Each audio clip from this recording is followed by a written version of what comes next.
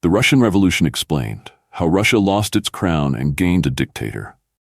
Imagine this. It's 1894. Russia stretches from the icy chill of the Baltic to the rice bowls of the Pacific. It's the largest empire on earth, and it's about to be ruled by a man who'd rather be raising his daughters than running a country teetering on chaos. But wait, before the empire can even implode, we need to clear up one very Russian problem: the calendar.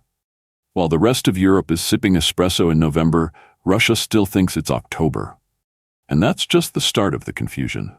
How did a man with absolute power fail to see revolution coming, while Rasputin was literally walking barefoot through the palace? Why did peasants in frozen boots, valenki, care what a German philosopher named Karl Marx thought? What exactly went wrong when Russia fought Japan and lost in embarrassing fashion twice?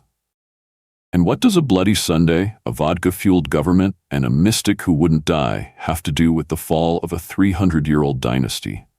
From steam-powered factories churning out discontent to soldiers mutinying over moldy bread, from a Tsar who abdicated because his army stopped listening to the wild return of Lenin like some revolutionary Batman, this is the explosive, ridiculous, and terrifyingly real story of how an empire collapsed in a puff of smoke, snow, and socialist promises. Grab your ushanka, pour a shot, and buckle in, because you're about to find out why the Russian Revolution wasn't just history. It was a flaming bear riding a unicycle through a powder keg. It's 1894. Russia is a sprawling behemoth, a continent disguised as a country, draped in snow, pride, and the occasional peasant revolt. And in the golden halls of the Winter Palace, a new Tsar has just been crowned. Nicholas II, the last of the Romanovs.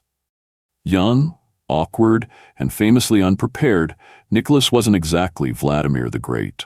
He was more like a Nicholas the Nervous. Now, before we go any further, let's talk calendars. Russia, bless her imperial soul, was still using the Julian calendar in the 19th century, 13 days behind the rest of the modern and punctual world who had adopted the Gregorian calendar in the 16th century. So, if your Russian friend says the revolution happened in October, they're not lying. It's just that when you open your iPhone calendar, it screams, "November, darling." And yes, the October Revolution, November 7th, 1917 by today's standards. Confusing? Yes. Intentional? No. Just very Russian. Nicholas II was what you might call an absolute monarch, a fancy way of saying he made every decision from declaring wars to what type of bread the peasants wouldn't eat. Parliament? Optional. Dissent? Treasonous. And democracy? That was something the French experimented with and the Russians feared like garlic in a vampire novel. But here's the twist. He didn't actually want to rule. Nicholas once confessed, "I am not prepared to be a Tsar. I never wanted to become one. I know nothing of the business of ruling." That's right. He had the crown, the cape, and the double-headed eagle, but none of the political feathers. Let's paint the map. At its height, the Russian Empire in the late 19th century was the largest empire in the world, stretching from Poland in the west to Alaska in the east. Okay, they sold that last part to the US in 1867, but you get the idea. It boasted the icy wastes of Siberia, perfect for both exile and existential crises. The Caucasus Mountains, where goats and revolts coexisted peacefully. The steppes of Ukraine, which grew wheat and discontent in equal measure. The forests of Finland, begrudgingly Russian. The Central Asian Khanates, reluctantly annexed and rarely quiet. A topographical nightmare with deserts, tundras, mountains, and forests. And yet, the Tsar's bureaucrats were still using quills and wax seals to govern it all. It was like trying to run a spaceship with a butter knife. In the 1890s, Russia caught a disease from the West. Not smallpox, industrialization. Railroads were laid across frozen earth, factories belched smoke into the skies of St. Petersburg, and peasants suddenly found themselves shoved into overcrowded tenement apartments with 12 other families and a goat named Yuri. With this new industry came a torrent of dangerous ideas from Western Europe. Ideas that questioned the Tsar's divinity. Ideas like, what if we didn't have a Tsar? Who was Karl Marx, you ask? Picture a German philosopher with a beard big enough to hide a loaf of rye bread. Marx believed that society was divided into two classes. The bourgeoisie, the rich, factory-owning types who drank wine. The proletariat, the workers who made the wine, got none, and drank vodka instead. His Communist Manifesto 1848 said something radical. Workers of the world, unite. You have nothing to lose but your chains. Communism argued that factories, land, and wealth should be owned collectively by the people, not individuals. No kings, no landlords, no hedge fund managers. Just one big classless utopia where the government runs the economy and maybe the breadlines. But industrialization wasn't enough. Russia still relied heavily on agriculture, and it was centuries behind. Farming in 1900s Russia looked a lot like farming in medieval Europe, if you replaced hope with mud. The peasantry, who made up 80% of the population, were landless, hungry, and mad. Now mix that with an out-of-touch imperial government that couldn't decide if it was medieval or modern. Bureaucrats spoke in riddles, bribes flowed like vodka, and ministers changed policies more often than shirts. Snow, sabers, and the slow-motion meltdown of Mother Russia, from Port Arthur to Petrograd. Subtitle: Where Bureaucracy Met Bayonets and Lost Spectacularly. At the dawn of the 20th century, the Russian Empire was like an antique porcelain teapot, massive, elegant, but with a hairline crack running down the middle. And that crack? Incompetence. Royal-grade incompetence. The Imperial Russian government operated under the motto, if it ain't broke, ignore it until it explodes. Agriculture was crawling forward with all the speed of a limping goat. While Western Europe was pumping out steam, steel, and socialist newspapers, Russia's peasants were still swinging scythes, praying for rain, and burning icons for good luck. The Tsar's ministers were notorious for being out of touch, slow-moving, and allergic to change. Many noblemen viewed modernization as a French word, and anything French was suspicious, except wine. Wine was fine. By 1904, things took a spicy turn in the Far East. Japan, having recently crushed China like a fortune cookie in the First Sino-Japanese War, now eyed Korea and Manchuria with the ambition of a kid in a candy store. Russia naturally said, "No thanks, those are ours." Japan replied, "I didn't hear a please." Russia responded by ignoring Japan, and worse, refused to even acknowledge Japan as an equal power. Japan, annoyed, pulled the oldest trick in the samurai handbook, a sneak attack. February 1904, the Japanese launched a surprise night attack on the Russian Pacific Fleet anchored at Port Arthur, a naval base Russia had leased from China with all the courtesy of a burglar renting your basement. Torpedoes flew. Ships exploded, and Russian sailors woke up screaming, "Who turned off the lights?" It was a disaster. The mighty Russian fleet was caught napping, literally. The pride of the empire's Eastern Navy turned into smoky rubble before anyone could say vodka. Japan didn't stop there. At the Battle of Mukden, February-March 1905, the Japanese, despite being outnumbered, used modern tactics and better coordination to outmaneuver the lumbering Russian forces. Over 300,000 troops clashed in this largest land battle of the war. Russia retreated, embarrassed and exhausted. Then came the Battle of Tsushima, May 1905. Oh dear. Russia, in a truly bonkers decision, had sent its Baltic fleet, yes, from Europe, all the way around Africa to the Pacific. That's 18,000 miles of ocean, fueled by coal, seasickness, and hope. And what did Japan do when they arrived? They annihilated them. Out of 38 Russian ships, only a few made it back. The rest, sent to the seafloor with samurai efficiency. It was a naval disaster so humiliating, Russian schoolchildren still wince when they hear Tsushima. Enter Sergei Witte, Russia's master negotiator and the poor man sent to clean up this flaming international embarrassment. He sat down at the Treaty of Portsmouth, hosted by U.S. President Theodore Roosevelt, and somehow managed to walk away with Russia still having some dignity. Just not much. Russia lost Port Arthur, much of southern Manchuria, and half of Sakhalin Island. The empire's honor? Shattered like a Fabergé egg dropped from a balcony. As if the war wasn't enough, 1905 delivered another slap to the royal face. Enter Father Georgy Gapon, a charismatic Orthodox priest turned labor organizer. On January 22nd, he led a peaceful procession of over 100,000 workers in St. Petersburg, carrying icons and a petition begging the Tsar for better wages, shorter hours, and less death in general. Their plan: march to the Winter Palace and hand the Tsar their heartfelt list. What did the Imperial Guard do? They opened fire. Hundreds were killed. The snow ran red. The empire's image of the benevolent Father Tsar died that day. Russia exploded with strikes, uprisings, mutinies, and revolutionary flames. This day would be forever known as Bloody Sunday. To stop the country from completely collapsing, Whitty, once again, stepped up. He proposed a compromise. Political parties would be legalized and a new elected assembly would be formed, the Duma. People cheered. They had no idea it would be useless, because Tsar Nicholas, terrified of actual democracy, neutered it from day one. The Duma had no real power. Nicholas could dissolve it, override it, and ignore it, all while sipping tea and nodding gravely.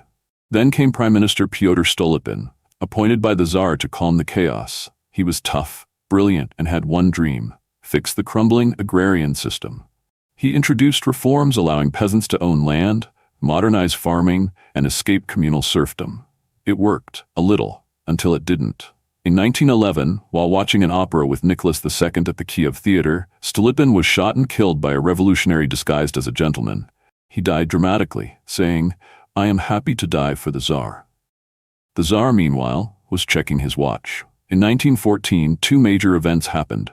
St. Petersburg was renamed Petrograd to sound less German. Yes, Berg was just too Germanic during wartime. Oh, and World War I broke out. Russia entered the war, expecting glory. Instead, it got trenches, frostbite, and heartbreak. Casualties soared, morale collapsed. And in one stunningly awful decision, Nicholas declared, "I shall lead the army myself."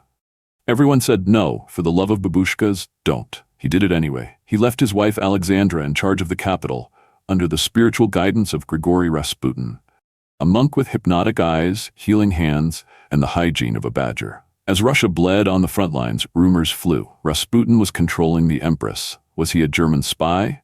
A demon?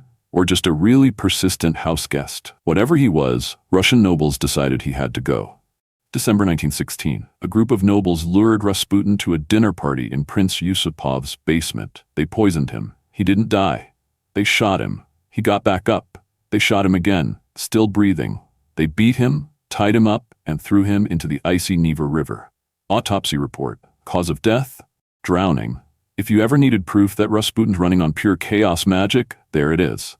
By 1916, Nicholas II was hated by generals, nobles, peasants, and bakers. As the head of the army, he was personally blamed for every failed offensive, every ration line, every dead son.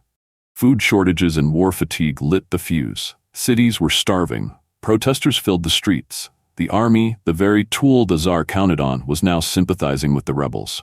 The monarchy's days were numbered. And the revolution? She was knocking.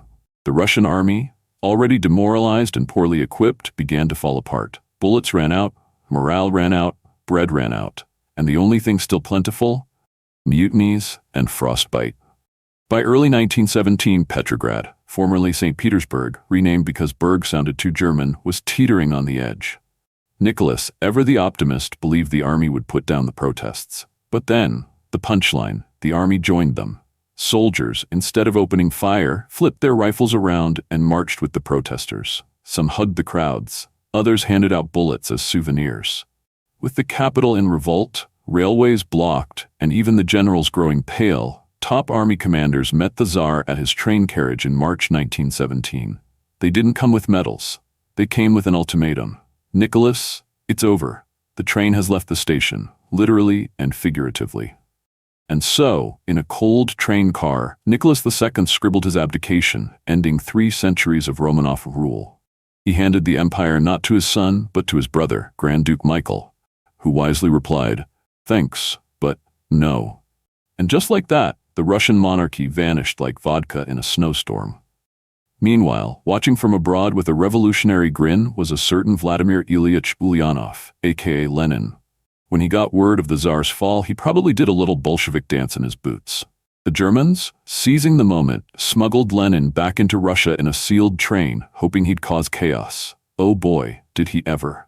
Back in Petrograd, Lenin was met like a rock star of revolt. But rather than praising the new provisional government, led by people like Alexander Kerensky, Lenin called for its immediate overthrow. His promise? Peace, land, and bread. Translation: end the war. Give land to peasants, feed everyone, and maybe throw in some revolution while we're at it. The provisional government, trying to maintain Russia's honor and alliances, refused to pull out of the war. Big mistake. The people didn't want honor. They wanted food and peace and maybe a working toilet. The Bolsheviks, sensing blood in the borscht, rallied workers and soldiers, organizing strikes, speeches, and protests. At the front of these marches was Lenin's communist faction, the Bolsheviks, with rising star Leon Trotsky commanding thunderous applause and a suspicious number of mustaches. In July 1917, tensions boiled over. Mass protests filled the streets. The provisional government panicked and ordered troops to fire. Bolshevik newspapers were shut down. Leaders arrested. Trotsky, imprisoned. Lenin disguised himself with a wig and beard and fled to Finland. He was so paranoid he grew a fake mustache over his real one. Historians debate this. I just hope it's true. But Trotsky wouldn't stay in jail for long. Enter General Laver Kornilov, tough, mustachioed, and tired of Kerensky's waffle. In August 1917, Kornilov marched on Petrograd with the intent of restoring order by force. Kerensky panicked and did the unthinkable. He released the Bolsheviks, handed them weapons, and begged them to defend the revolution. The Bolsheviks' Red Guard quickly organized. They sabotaged railways, intercepted telegraphs, and stopped Kornilov's advance without firing a single revolutionary bullet. Kornilov was arrested. Kerensky looked weak. The Bolsheviks? National heroes. It's October 1917, or November, depending on whether your calendar has been upgraded from 1582. Russia is a collapsing empire wrapped in snow, hunger, and bad decisions. And at the heart of this chaos, a bald man with laser focus, a killer speech game, and one hand always on the throttle of revolution, Vladimir Lenin. But Lenin, visionary though he was, wasn't the type to lead a street fight. For that, he had a secret weapon with a mustache sharp enough to cut glass. Leon Trotsky, revolutionary legend, former Menshevik, Marxist megaphone, and man of the moment. In a move so smooth it could have been choreographed by a ballerina with grenades, Lenin put Trotsky in charge of the revolution. Why? Because Trotsky had a brain like a chessboard and the spine of a steel bayonet. Trotsky mobilized the Red Guard, seized Petrograd's railways, telegraph offices, banks, post stations, and cut off the provisional government faster than a bad haircut. Kerensky? He fled in a car he borrowed from the American embassy, reportedly wearing a nurse's cloak. Honestly, you can't make this stuff up. Then came the big prize. The Winter Palace, symbol of Russian royalty, and now the former provisional government's last stand. The Bolsheviks walked in, arrested the ministers, and declared victory with barely a shot fired. Lenin stood before the Petrograd Soviet like a revolutionary Moses parting the political sea and declared, "All power to the Soviets." The Bolsheviks were in charge. Trotsky dismissed the old assembly like a janitor cleaning out the aristocracy. A new world was coming, fast, red, and uncompromising. Lenin got straight to work. Within days, he dropped 3 political grenades into the heart of old Russia. Decree on peace. We're out of World War I, immediately. Don't care what anyone thinks. Cue Germany raising an eyebrow, then sharpening a pencil. Decree on land. All landowners, out, peasants, it's all yours. Share nicely. Russia's aristocrats spontaneously combusted in horror. Decree on workers. Minimum wage, worker-run factories. Long live the proletariat. Managers sobbed into their monocles. Workers sang in the streets. And while he was at it, universal health care, free education, women's rights expanded. Finland granted independence with a handshake and a Marxist wink. To prove they were still kinda democratic, the Bolsheviks held free elections in late 1917. Shockingly, they lost. The socialist revolutionaries won big. Lenin's reaction? Democracy's great until it disagrees with me. Trotsky's Red Guards stormed the Constituent Assembly, shut it down, and declared Lenin the boss.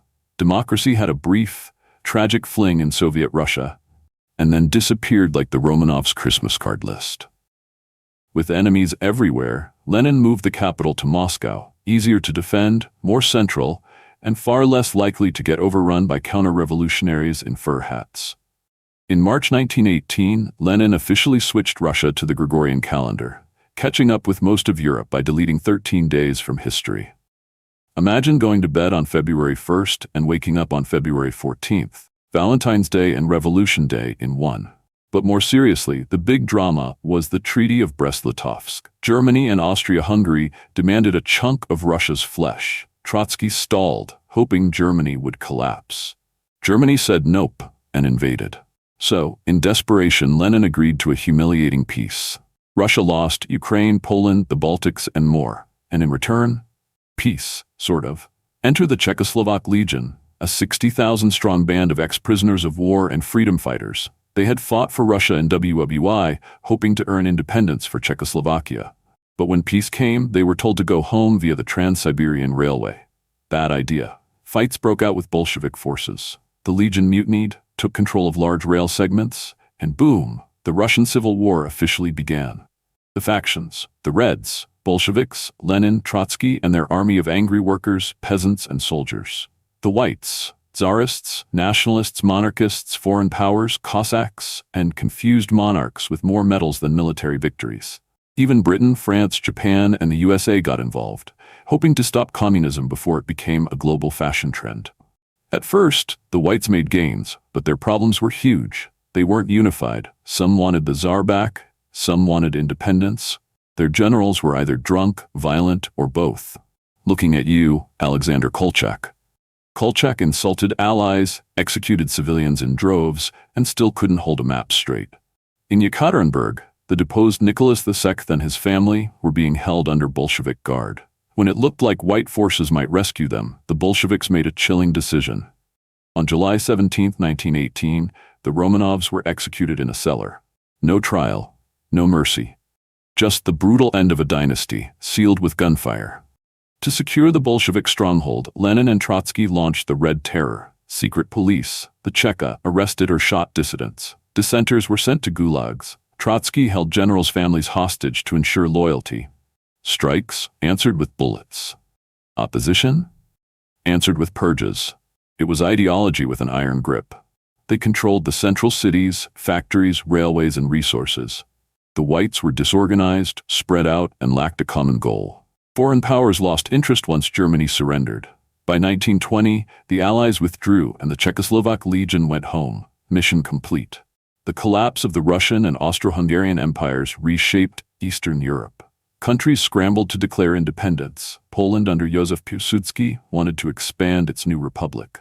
The Bolsheviks aimed to spread communism like wildfire. And Lenin had his eyes on Germany, where revolution had already begun. The stage was now set for a global ideological battle. Capitalism versus communism, freedom versus revolution, vodka versus reality. Picture it. Eastern Europe, 1919. Russia is a revolutionary stew bubbling over, and Poland, having just regained independence after 123 years of being passed around like a vodka bottle at a peasant wedding, decides to make a bold move. Led by the swaggering, mustachioed Marshal Józef Piłsudski, Poland invades Ukraine with one major goal: reclaim territory and push back Bolshevik influence. They roll into Kiev, like they own the place, and for a moment they do. But spoiler alert, Lenin wasn't about to let a newly born Polish republic waltz into Soviet backyard barbecue territory. The Bolsheviks, powered by revolutionary fervor, freshly printed propaganda, and enough red flags to start a color revolution, counterattacked with a vengeance. Soon the Polish forces were pushed all the way back to the gates of Warsaw, and Europe held its breath. August 1920. Poland, with its back to the wall and the Red Army knocking at the door, like an uninvited Marxist pizza delivery guy, pulled off one of the greatest military upsets in history, the Battle of Warsaw, or as Polish historians proudly call it, the Miracle on the Vistula.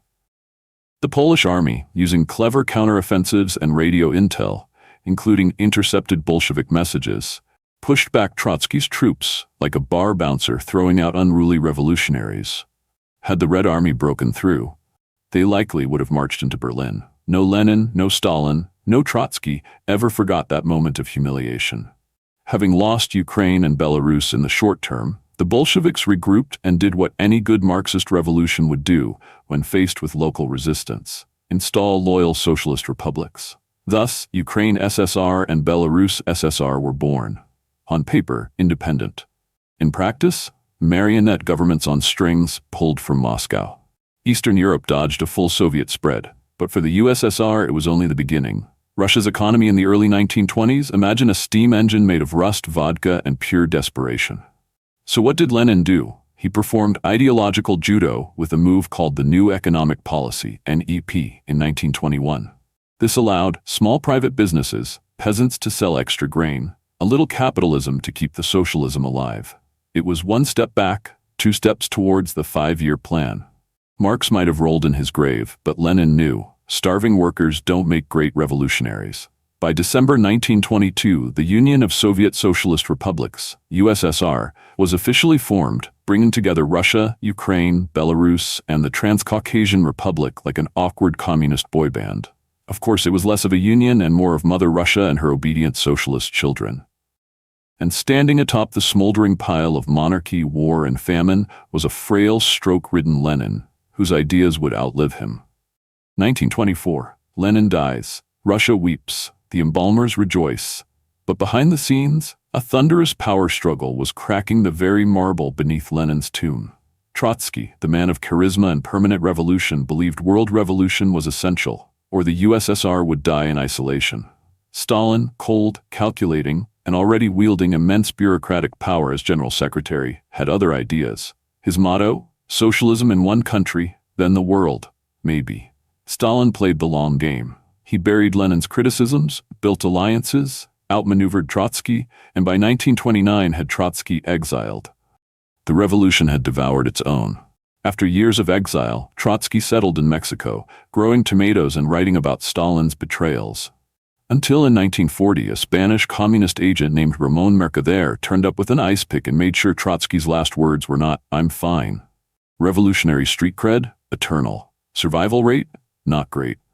Now in total control, Stalin didn't just secure his throne. He locked the door, burned the ladder, and shot anyone who glanced at it.